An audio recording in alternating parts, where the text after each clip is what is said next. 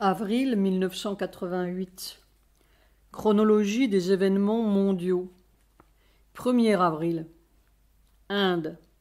Au Pendjab, des terroristes sikhs ont assassiné 37 personnes, ce qui porte à près de 650 le nombre de tués en 3 mois.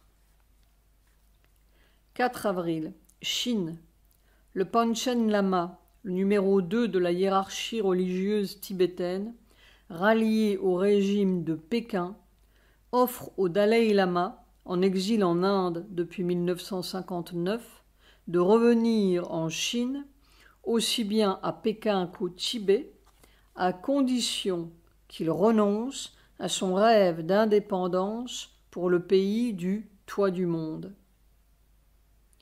5 avril. Liban.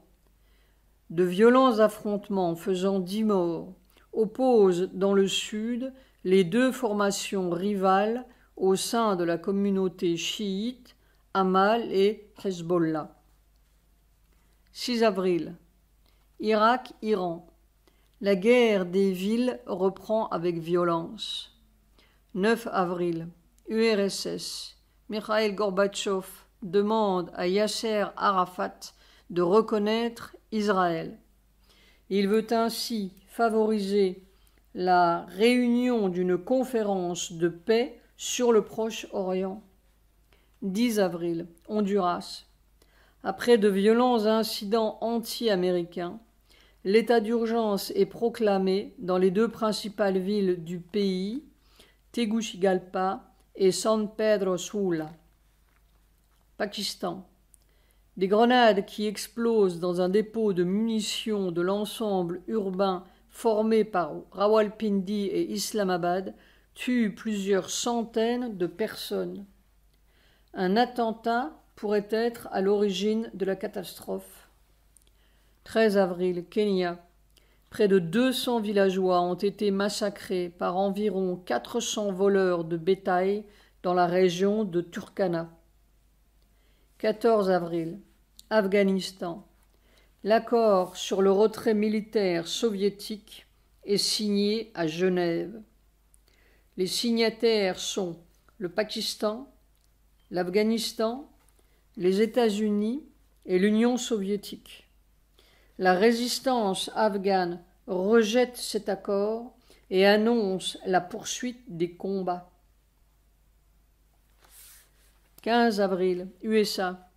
L'annonce d'un déficit de 13,8 milliards de dollars de la balance commerciale américaine provoque une chute brutale du dollar. Les banques centrales interviennent sur les marchés. 18 avril, Iran-USA. 2 plateformes iraniennes sont détruites dans le Golfe par 6 navires de l'US Navy, qui répond ainsi à des attaques iraniennes contre des pétroliers américains. L'Iran perd 6 bâtiments de guerre. 23 avril, Liban. 69 personnes sont tuées à Tripoli par l'explosion d'une voiture piégée. 25 avril, Égypte. Découverte d'une tombe pharaonique datant de la 26e dynastie, 700 ans avant Jésus-Christ, située au nord-est du Caire. Elle est parfaitement intacte et décorée d'inscriptions hiéroglyphiques et de scènes aux couleurs vives, très vives. Israël, reconnu coupable de crimes de guerre nazis et contre le peuple juif, John Demjanjuk, bourreau de Treblinka, est condamné à la peine de mort par pendaison. 27 avril. Suède.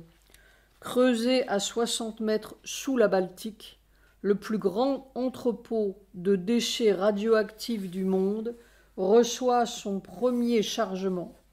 En 4 ans de travaux, 430 000 mètres cubes de roches ont été dynamités. 30 avril, Afghanistan.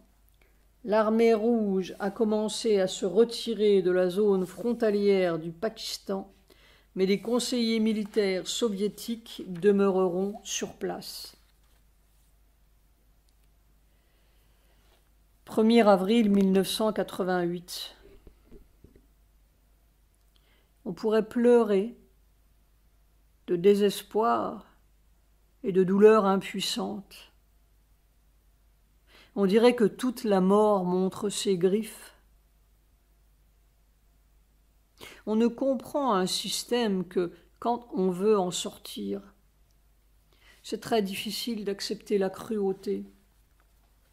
Et pourtant, si on n'accepte pas tout en lettres capitales, on ne peut pas en sortir. Tout au fond de cette géologie infernale, je retrouve le petit rictus de Karl. Je suis encore du mauvais côté. Et plus on regarde la cruauté, plus elle devient cruelle. Il faut regarder toi, T majuscule. Après-midi, des masses, M majuscule, encore plus écrabouillantes, toujours plus écrabouillantes. Comment est-ce possible? Une bouilloire atomique sous pression. Mais le corps était dans l'alignement. Il ne se tordait pas de douleur et restait presque comme un bloc solide. De cette foudre solide dans un toit absolu, en lettres capitales. Et quelquefois d'inexplicables soulèvements de fond. Mais enfin, comment se fait-il que tout cela n'éclate pas? Soit, il y a 4 ou 5 ans déjà, je trouvais cela impossible. Et depuis tous les jours, cela n'a pas cessé d'être plus impossible. C'est une énigme majuscule. Probablement, il faut une longue adaptation à quelque chose d'inconnu. On ne sait pas à quoi on est adapté. The Hindu, Chandigarh, 1er avril. 35 personnes ont été tuées par des terroristes dans le Pendjab depuis hier soir. 27 personnes ont été tuées par balle dans le district d'Amritsar. On a recensé 3 morts à Kapurthala, 2 respectivement dans les districts de Kapurthala et Bathinda et 1 dans celui de Ropar. Couvre-feu la nuit. À la suite des massacres qui y ont été commis, le gouvernement du district d'Amritsar a décidé aujourd'hui d'imposer un couvre-feu de nuit dans les subdivisions de Patti et Tarn Taran à partir de demain pour une durée indéterminée. Le couvre-feu dans les subdivisions sera en vigueur de 21h jusqu'à 5h du matin. Un porte-parole officiel a déclaré que le couvre-feu a été instauré pour contrôler les mouvements des terroristes qui venaient dans le secteur pour des tueries, abattant tout ce qu'ils trouvaient sur leur chemin. Depuis un bébé de 5 mois, Raj Kaur, jusqu'à une vieille femme de 88 ans, Deep Kaur, et même une femme enceinte de 25 ans, Amarjit Kaur. The Hindu, Amritsar, 1er avril. Une balle pour le bébé. Le bébé, une fille, paraissait profondément endormie sur son petit lit dans la chambre fraîchement passée à la chaux. Ce n'est que lorsque l'inspecteur général adjoint de la police de la réserve centrale, M. S.S. Virk, souleva la fine écharpe, qu'on vit le trou occasionné par la balle dans le cœur et les taches de sang sur le drap. La petite Raj Kaur de 5 mois était l'un des 18 membres d'une même famille, tué par les terroristes qui ont fait un raid sur le hameau de Terajra, dans la subdivision de Patil, dans le district d'Amritsar la nuit dernière. Terajra, près du village de Pangota, est habité par les familles de 4 frères Rajput. Les terroristes ont arrosé tout le monde de balles, tuant sans discrimination. Deep Kao, une grand-mère de 88 ans, compte parmi les victimes. Il y a beaucoup de petits Karl. On n'est pas séparés de tout cela. La nuit, j'ai des cauchemars et je crie.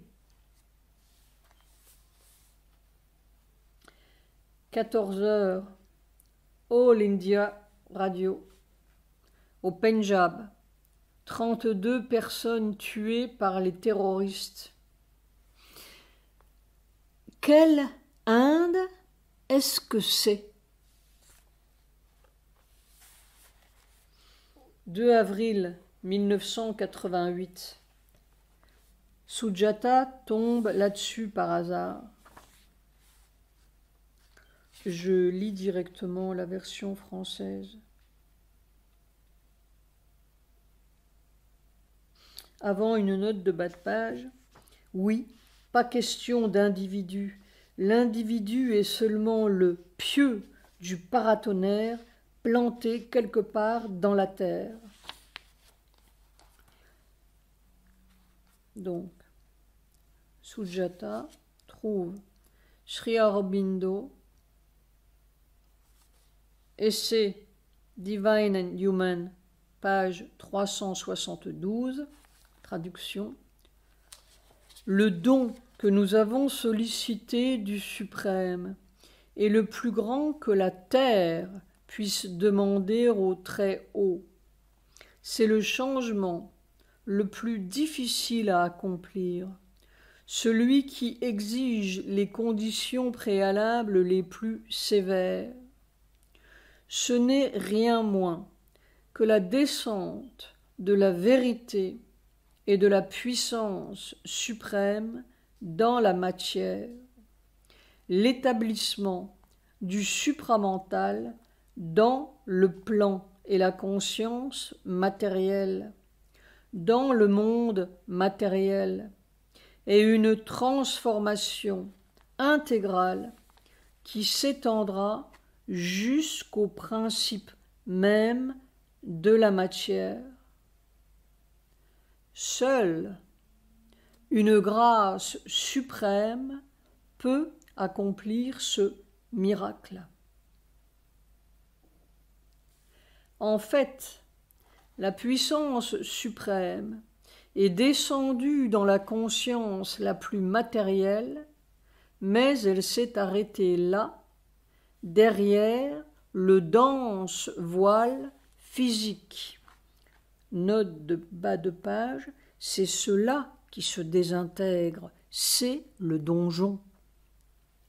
Exigeant, avant de se manifester, avant de pouvoir commencer ouvertement son grand travail, que les conditions de la grâce suprême soient réellement et effectivement remplies. Le don de soi total, l'ouverture de soi à la seule influence divine, le choix constant et intégral de la vérité, V majuscule, et le rejet du mensonge, telles sont les seules conditions imposées. Mais elles doivent être satisfaites entièrement, sans réserve, sans échappatoire ni imposture, simplement et sincèrement, du haut en bas, jusqu'à la conscience la plus physique et ses œuvres.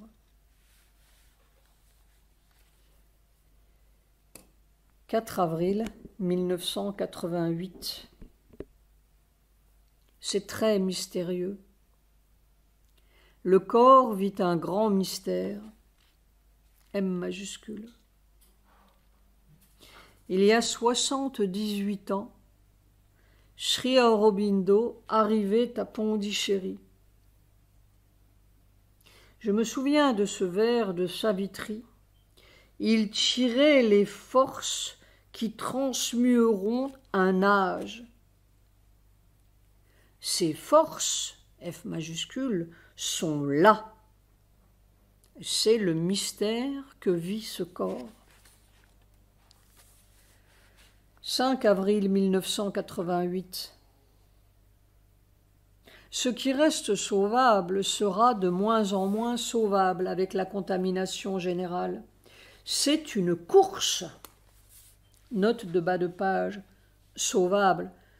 Je veux dire ce qui peut être récupéré pour la prochaine étape de l'évolution. 6 avril 1988. Cela devient si dangereux. On ne sait pas. On ne sait rien. Tout est au point de casser. Logiquement, entre guillemets, c'est le mensonge, M majuscule, qui doit casser. C'est la logique de ma foi. Cette matière-ci est constamment à attraper la contagion du désordre de la matière autour. Et je ne sais pas où s'arrête le autour. Note de bas de page. Mais inversement, je remarque que plus ça descend ici, plus le désordre autour s'accentue. Je parle de la petite circonférence de Land's End et des gens qui y travaillent. Mais je ne sais pas non plus où s'arrête le autour. 7 avril 1988. A new principle of matter. Un nouveau principe de matière. M majuscule. 8 avril 1988. Sujata tombe là-dessus dans les Evening Talks de Purani. Les conversations du soir, je lis en français directement. 24 août 1926. Sri Aurobindo. Devant le supramental, la matière diminue jusqu'à devenir une ombre. Question. À quoi ressemble ce concret? Sri Aurobindo. La sensation de solidité, de masse. C'est peut-être ce que le Veda signifiait quand il disait « Agni est plus vaste de lumière et concret de corps ». On peut dire que le supramental est plus fluide qu'un gaz et plus dur que du diamant. C'est exactement ma foudre solide. Après-midi. Note de bas de page, c'est le 25 août 1986 que ces masses ont commencé à descendre dans mon corps physique. Après-midi. Je n'ai jamais traversé pareille agonie écrasante. C'est effrayant, effrayant. Le corps est resté complètement immobile dans cette foudre éclatante ou prête à éclater comme une chaudière pendant 1h15 debout. Le moindre mouvement ou fléchissement et tout saute. C'est effrayant. Il n'y a que le suprême qui puisse faire cela. Mais que veut le suprême? Comment continuer sans se désintégrer, s'atomiser ou je ne sais quoi? Comment continuer dans un corps fabriqué comme celui-ci, il y a quelques millions d'années? Quand on sort de là, on a l'impression de revenir d'un voyage sur une autre planète. Un voyage sans scaphandre, mais complètement aveugle en lettres capitales. Il n'y a pas Dieu. On vit. C'est étonnant. Et c'est une autre planète dans le même corps. C'est si fou. Mais on sent que c'est une folie avec une méthode. Soir. Et alors une respiration très difficile. Expirer est très facile, mais soulever le thorax et les poumons pour inspirer est très difficile dans cet écrasement.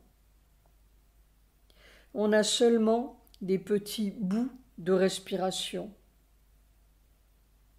Tout le corps est soumis à un régime non humain, inconnu.